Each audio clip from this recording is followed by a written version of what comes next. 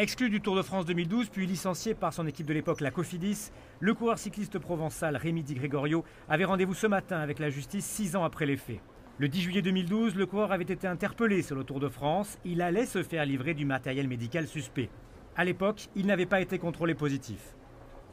La Fédération française de cyclisme s'est portée partie civile et demande notamment une suspension à vie.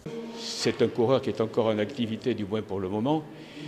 Et effectivement, ce décalage crée un malaise dans la mesure où juger quelqu'un 6 ans après, c'est quelque peu surréaliste. Mais ce qu'attend la Fédération, c'est que la détention d'un véritable arsenal soit sanctionnée. Par rapport à la mise en examen, on s'est aperçu qu'aujourd'hui il est renvoyé uniquement sur des faits de détention et que le matériel dont on dit qu'il est détenu illégalement est un matériel périmé sur lequel personne n'a pu dire si on pouvait l'utiliser ou pas.